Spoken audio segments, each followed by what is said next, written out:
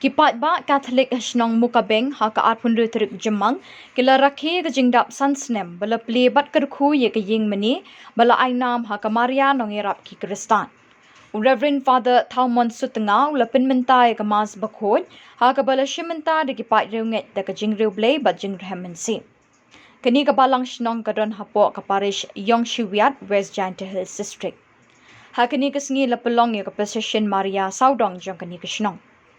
Kipat reunget kila shimenta da kajing shongshit na dubasdang haduk bandakut ke procession. Reverend Father Rangba Thaumon Sutanga ulay alami kajing duay melung minsim hagani kesengi. Ke Reverend Sister Sentina Mary Nongsit kalabatay siya pang kajing koridor ban it bat ban buram ya kamaria thesati ka kemi jong blay. Kamaria katri kam jar bat kalayarap shibun kilong ying ban yok kajing kerku na ukun jong kau Jesu Christ.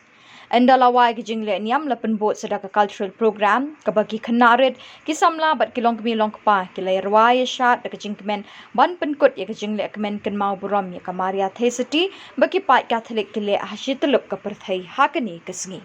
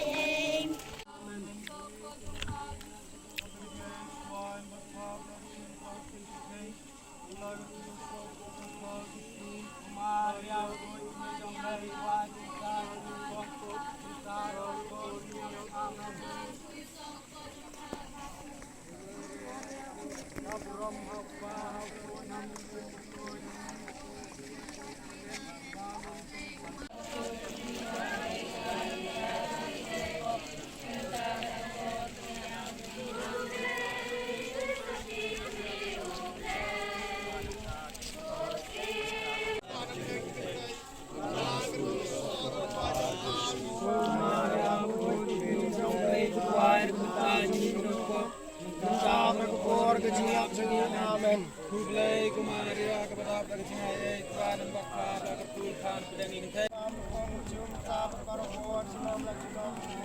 Puji Tuhan, Tuhan ini selain dari jauh.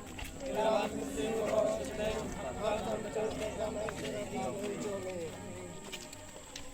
Kanambar Jingruai Arspa Sankuar.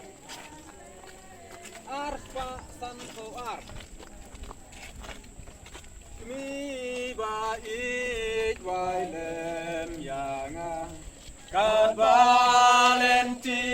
dang cai ngiking hala iling kenda awajing imbarnai kugli